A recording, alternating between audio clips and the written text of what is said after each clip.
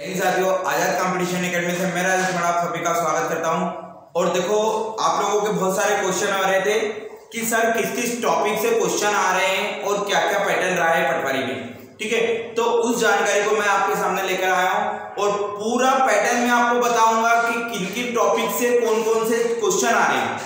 क्योंकि सबसे इंपॉर्टेंट चीज ये है कि यार जितना आपको चैप्टर का पता हो ना, उतना अच्छे से आप उस चैप्टर को पढ़ोगे। ठीक है, और देखो ये टॉपिक आप अभी जितने समय आपके पास है, जब भी आपके एग्जाम है 2 दिन के अंदर, 3 दिन के अंदर, 4 दिन के अंदर, तो इन टॉपिक को अच्छे से करोगे ना, क्योंकि मेन यही टॉपिक एग्जाम में आएंगे।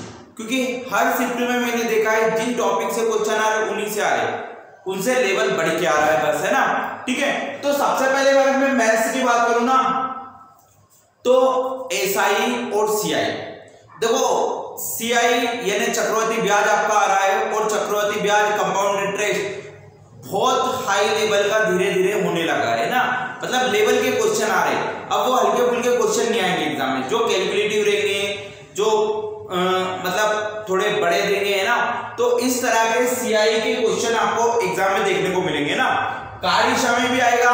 ठीक है, इसके बाद दिशा, दूरी, रेलगाड़ी और प्रायिकता आप अच्छे से करके जाए ना, क्रमचय, संचय, प्रायिकता, 3 टॉपिक से क्वेश्चन आपके बनने ही बनने हैं। ठीक है, इसके बाद में 2D 3D और साथ में DI, जो आपके पाई चार्ट वाले हैं, ग्राफ वाले, वो DI और 2D 3D, और एक और टॉपिक है संख्या पद्धति। इतने टॉपिक आप अच्छे से कर ले मैथ्स में। बाकी टॉपिक से अगर क्वेश्चन आ रहे तो इजी आ रहे, जो इजीली आप बना लोगे। ठीक है, अगर इससे पहले अगर मैथ्स नहीं पढ़ा है तो अभी पढ़ने से भी आपको कोई मतलब नहीं रहेगा ना भाई। तो सबने जिन्होंने पढ़ रखा है वो इन टॉपिक पर विशेष फोकस करके जाए, क्योंकि इनसे रिलेटेड क्वेश्चन तो आएंगे एग्जाम में, लेकिन इनका लेवल बढ़ के जाएगा।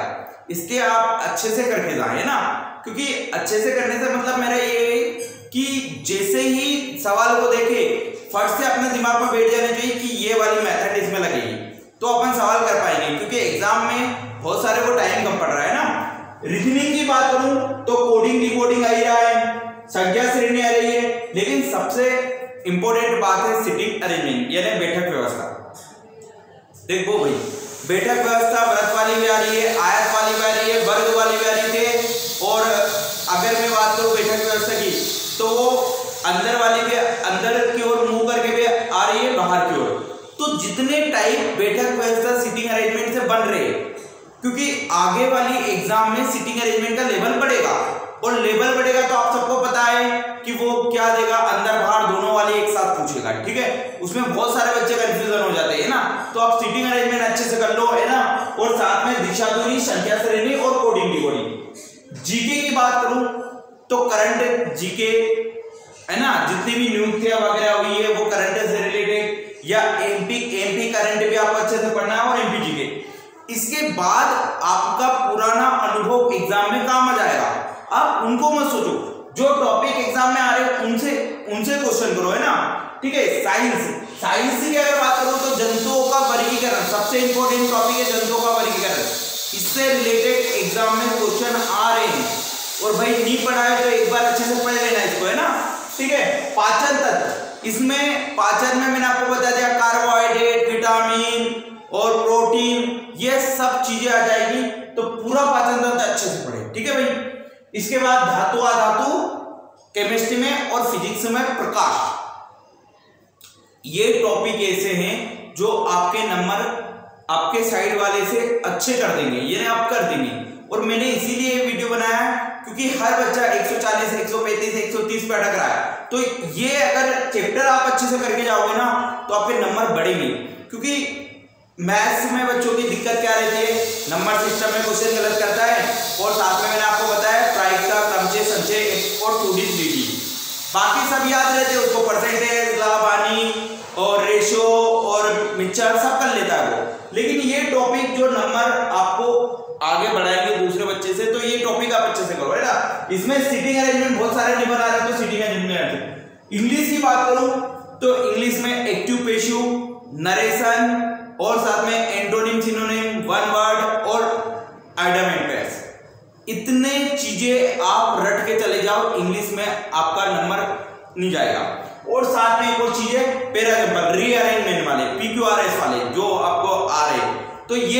टॉपिक एग्जाम में आ रहे और पूरी इंग्लिश इन्हीं से आ रही है। कोई आप सोच रहे हो कि प्रीपोजिशन करे, कंजक्शन करे, आर्टिकल करे, एडवर्ब करे, एग्जेक्टिव करे, नाउन करे, प्रोनाउन करे, कोई नहीं आ रहा है एग्जाम में ना।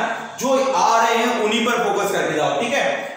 अगर मैं हिंदी की बात करूं तो समास आ रहे, कारक आ रहे, रस छंद अलंकार आ रहे हैं और पर्यायवाची और विलोम। देखो सबसे इंपॉर्टेंट क्या है, समास भी बच्चे कर लेते बहुत सारे, कारक भी चलो ठीक है हो जाते हैं, कर्ता नहीं कर्म को कारण से, सब प्रधान के लिए अप्रधान से ये हो जाते हैं, ठीक है। रस छंद अलंकार, रस छंद अलंकार के एक एक एग्जाम्पल अच्छे से देख के जाओ। कौन सा हास्य रस है, कौन सा करुण रस है, कौन सा आपका श्रृंगार रस है, इसके बाद में कौन सा उत्प्रेक्षा अलंकार है, अतिशयोक्ति अलंकार है, यमक है, उपमा है। इसके बाद में आपका छंद की बात करो, कौन सा दोहा है, रोला है, कुंडलिया है, उलाला है, सारे आप अच्छे से करके जाओ, क्योंकि एग्जाम में एग्जाम्पल आ रहे हैं और पूछ रहा है कौन सा ये छंद है, ठीक है। क्योंकि देखो मैंने पूरा विश्लेषण करा है एग्जाम का, तो आप इनको अच्छे से टॉपिक से करो, है ना, ठीक है। इसके बाद करूं मैं कंप्यूटर की। इंटरनेट कभी भी गेम खेल सकता है, माइक्रोसॉफ्ट ऑफिस और माइक्रोसॉफ्ट एक्सेल, ये 3 टॉपिक ऐसा है जो आप अच्छे डिटेल में पढ़ो। इनपुट आउटपुट मेमोरी, और ये टॉपिक जनरली कर दोगे अगर आएगा तो, क्योंकि सबको इनका पता है, लेकिन एग्जाम में ये आ रहा है और अंदर डिटेल में आ रहा है, ठीक है। एक और पावर पॉइंट वाला है इसमें, ठीक है। मैनेजमेंट की बात करो तो विपणन चैप्टर अच्छे से कर जाओ, विपणन, विपणन से बहुत ज्यादा क्वेश्चन आ रहे, लेखांकन, इसके बाद में बजट, बजट से अभी तक क्वेश्चन कम आए लेकिन अब आने वाले हैं ना, बजट से क्वेश्चन ज्यादा आएंगे ना, संगठन और नियोजन, इनसे रिलेटेड एग्जाम में क्वेश्चन आए। मैंने ये वीडियो इसलिए आपको बनाया और इसलिए प्रोवाइड करवा रहा हूं ताकि आपको पूरा पैटर्न पता चले और उसी को बस निचोड़ो, क्योंकि देखो क्वेश्चन जिन चैप्टर से आते हैं अगली शिफ्ट में वही उसी चैप्टर से आते हैं, लेकिन उनका लेवल थोड़ा बढ़ जाता है, तो आप लेवल से क्वेश्चन करके जाओ इनसे, ठीक है। और आपका टारगेट कम से कम 150 नंबर होना चाहिए, ठीक है, कम से कम 150, क्योंकि शिफ्ट का लेवल बढ़ता जा रहा है, लेकिन बच्चों को ये पता है कि कौन कौन से टॉपिक आ रहे हैं और सब उन्हीं को पढ़ रहे हैं, ठीक है, और उन्हीं को पढ़ रहे हैं, इसलिए कट ऑफ थोड़ा बहुत ज्यादा जाएगा। इसलिए आप